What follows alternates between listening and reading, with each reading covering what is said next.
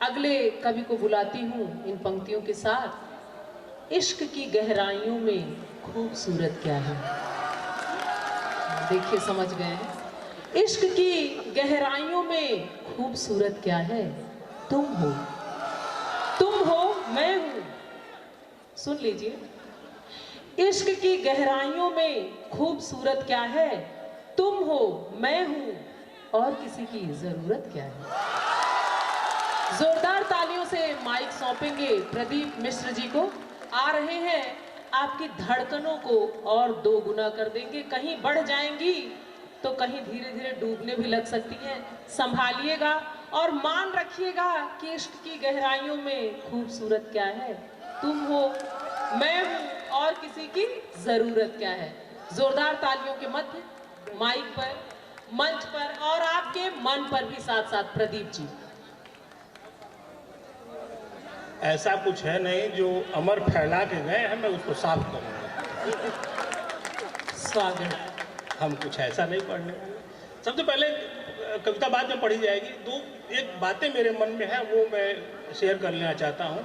जैसे सर से हमारी दूसरी तीसरी मुलाकात है सिंह साहब से, और विनोद सिंह जी हैं, इनसे भी हमारी कई बार मुलाकात है। यहाँ SP सिंह जी हमारे गाँव ही के हैं, और मार्तंड जी हैं। तो इन सब लोगों ने, और ये पूरा विद्यालय परिवार, इतने बच्चे जो अभी तक बैठे हुए हैं, हालांकि पिछला जो कार्यक्रम हुआ होगा उससे कम बच्चे बैठे हैं, लेकिन इतने लोग बैठे हैं, ये इस कार्यक्रम की सफलता है, इन लोगों की सफलता है। और ऐसे कार्यक्रम कराने के लिए इन लोगों को साधुवाद दिया जाना चाहिए। आप लोगों के लिए मैं चाहता हूं कि मंच ताली बजाए कि ऐसे कार्यक्रम जिंदा किए जा रहे हैं। नहीं तो ये संख्या खत्म हो रही है। न कवि सम्मेलन में श्रोता बचे हैं, न मंच पे कविता बची है। जिस समय ये इस विद्यालय की स्थापना की गई होगी, सर ने अपने जिन पुरुषार्थ के बल पे इसको खड़ा किया है, तो यहाँ इंजीनियर बच्चे पढ़ रहे हैं, वो बी फार्मा वाले हैं और क्या क्या है। आप सोचिए कि इस इंजीनियरिंग पढ़ रहे बच्चों के बीच में कविता का मंच सजाना कितना कठिन काम है। कविता का इंजीनियरिंग से कोई लेना देना नहीं। लेकिन इसका उत्तर मुझे समझ में आया जब संजय पति जी की किताब है वो पगडंडी एक यात्रा सर पे, मैंने उसको पढ़ा तो मुझे उसमें उत्तर मिला उसका, आपके व्यक्तित्व को पढ़ते हुए। बच्चों शोर न करो, मैं अपने मन की बात कह लूँ, नहीं कविता तो मैं भी पढ़ दूँ तो हो ही जाएगा। तो वो सर मुझे समझ में आया जो कि इंजीनियर जो है वो टेक्नोलॉजी का विशेषज्ञ है, वो करता है, लेकिन उसकी नज़र कहाँ रहती, वो इंजीनियरिंग क्यों कर रहा है, इस जीवन संघर्ष को आसान बनाने के, और वहाँ उसकी संवेदना काम करती है। और कविता अगर कोई व्यक्ति कर रहा है तो वो भी उसी संवेदना की भावभूमि पे खड़ा होकर कर रहा है। तो दोनों की भावभूमि एक ही है। मैं यूँ कहूँ कि सामने हमारे इंजीनियर के रूप में कवि हृदय लोग बैठे हैं, मंच पे कविता के इंजीनियर बैठे हुए। ये बात यहाँ समझ में आई। अब पीछे जो लोग ताली बजा रहे थे बच्चों, ये जो ताली बजा रहे थे, तुम लोग को बहुत आगे ले जाएगा। लेकिन हमारी बात का समर्थन करो। ये हो रहा है, समर्थन तो कर रहे हैं। नहीं, समर्थन कर रहे, कहने पर कहने ही तो आए हैं। मैं भटक जाऊंगा। मैंने सोचा था कि कविता थोड़ी कम पढ़ी जाएगी, ये बात मैं यहाँ कहूँगा। और इस कैंपस में मेरा कई बार आना जाना हुआ है, भले ही मंच पे मैं पहली बार हूँ।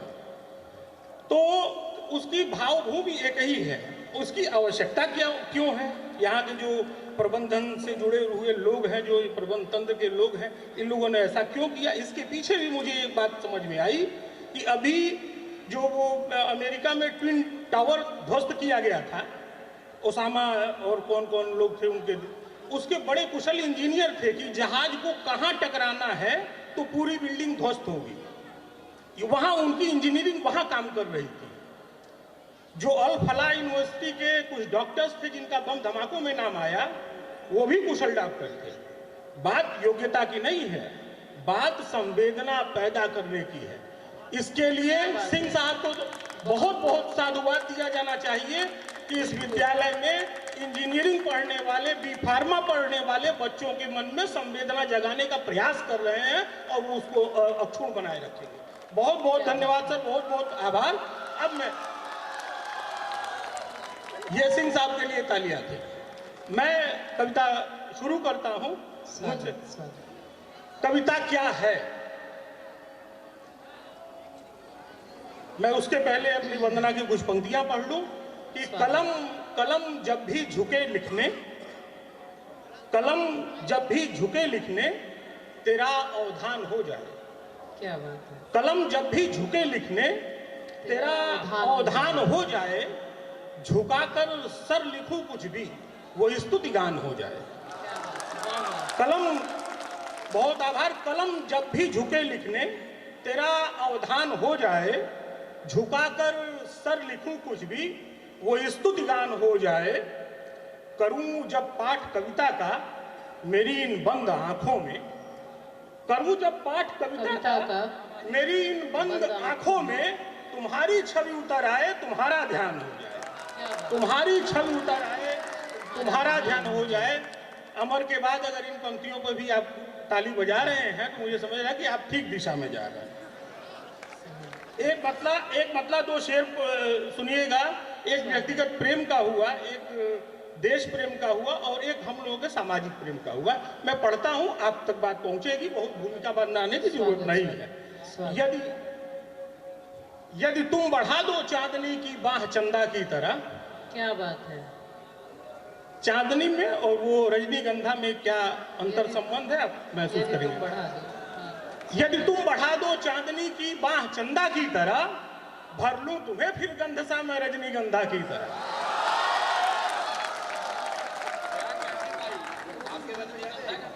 क्या बात है। यदि तुम बढ़ा दो चांदनी की, माइक बहुत खींच रहा है।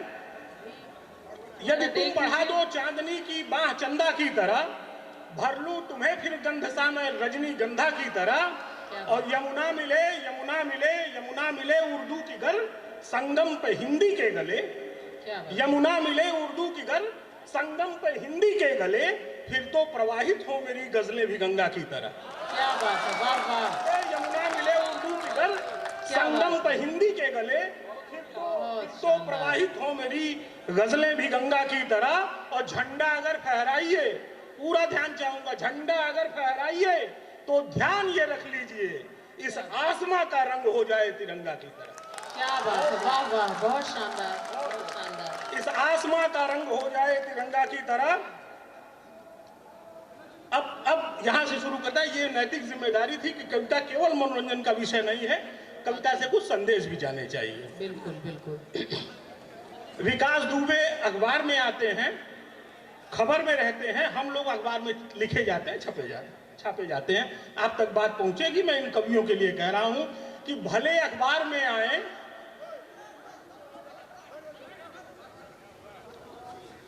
क्या हो गया, यहां प्रेम की बात की जा रही, तुम लोग लड़ाई कर रहे हो। बैठो शांति से। गनीमत है कि भगवान ने पीछे नहीं आंख दे दी, नहीं तो ये टीचर सब देखते कि कौन क्या कर रहा है। बैठ जाओ तो मैं कविता पढ़ूं। भले टीचरों को आंख पीछे भी। स्वागत। भले भले अखबार में आए, खबर में हम नहीं रहते। भले अखबार में आए, खबर में हम नहीं रहते। खबर में हम नहीं रहते। दिलों को छोड़कर केवल नजर में हम नहीं रहते। क्या बात है, वाह वाह। भले अखबार में आए, खबर में हम नहीं रहते। दिलों को छोड़कर केवल नजर में हम नहीं रहते।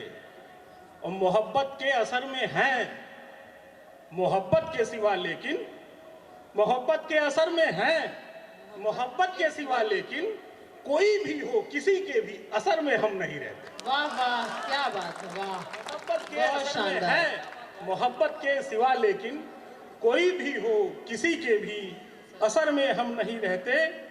शेर यूं है कि बांट कर खुशियां सभी का दुख बटाना चाहिए। जो लोग अब तक खामोश हैं वो इन पंक्तियों को सुने, हो सकता है कि मेरा समर्थन करें कि बांट कर खुशियां सभी का दुख बटाना चाहिए।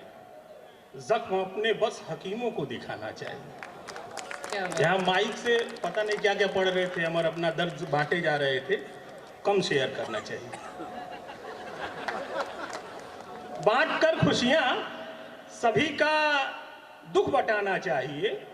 जख्म अपने बस हकीमों को दिखाना चाहिए और आपको हमको गज़ल सुनने सुनाने के लिए, आपको हमको गज़ल सुनने सुनाने के लिए आपका अंदाज भी कुछ शायराना चाहिए।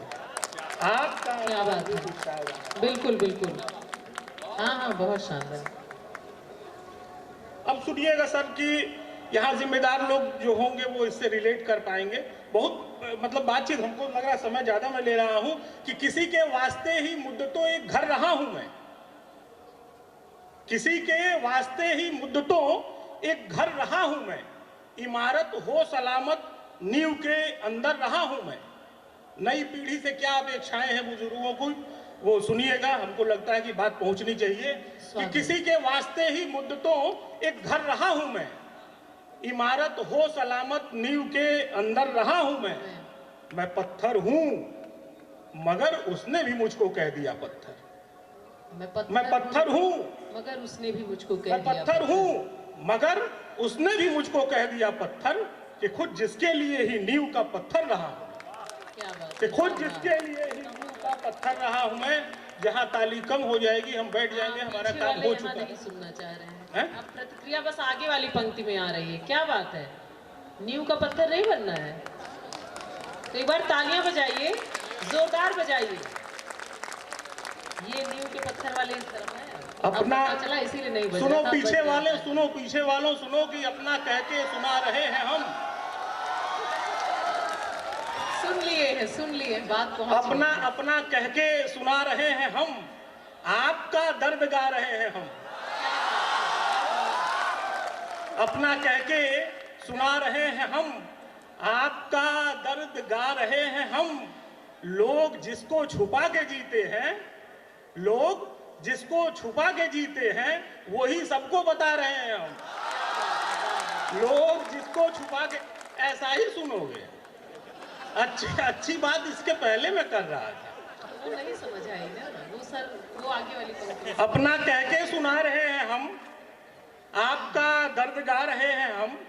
लोग जिसको छुपा के जीते हैं वो ही सबको बता रहे हैं हम, वो ही सबको बता रहे हैं हम। आप जिन रास्तों से बचते हैं, आप जिन रास्तों से बचते हैं बस उधर से ही आ रहे हैं। आप जिन रास्तों से बचते हैं बस उधर से ही आ रहे हैं हम हवा हो गए हैं अब, लेकिन सामने बैठे हुए लोगों के बारे में भी समझना और इधर भी हमारे उम्र से आगे वालों का, कि हम हवा हो गए हैं अब लेकिन, हम हवा हो गए हैं अब लेकिन एक समय की हवा रहे हैं, एक समय की हवा रहे हैं हम। मैं समझता हूँ कि बहुत लंबा समय हो गया। बहुत बहुत धन्यवाद, बहुत बहुत आभार।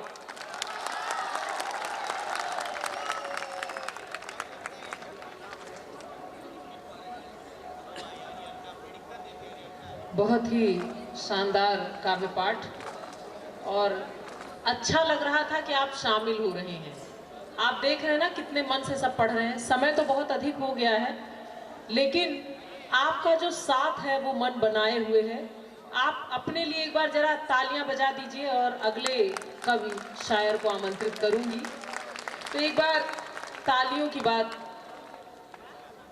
इतना अच्छा माहौल आपने बनाया है, इतना अच्छा मन बना दिया है, पर जो रस है वो एक ही रस की तरफ आप सबको लिए जा रहे हैं, दूसरा रस आप सुनना ही नहीं चाह रहे हैं। क्या कहा जाए। और अभी बताया गया था कि हमारे युवा कवि और शायर अमर जी कहीं वैवाहिक कार्यक्रम में जाना है, मित्र की शादी है, तो आवश्यक है ना, मित्र होगा तो फिर वो भाव और वो रंग कुछ और ही होगा। तो वो आप सबसे अनुमति चाहते हैं, तो एक बार तालियां बजा के उनको अनुमति दे दें कि वो उधर शामिल हो जाएं, इस काव्य उत्सव में आए आप। बहुत बहुत धन्यवाद, आभार कि आप आए, और आज के लिए छुट्टी मिलती, वरना मंच से ऐसे हम लोग जाने नहीं देते, है ना। ठीक है जाइए। और अब यहाँ से पुनः एक बार रंग परिवर्तन, भाव परिवर्तन, यहाँ से एक बार पुनः रंग और भाव बदल रहा है। जोरदार तालियों से माइक पर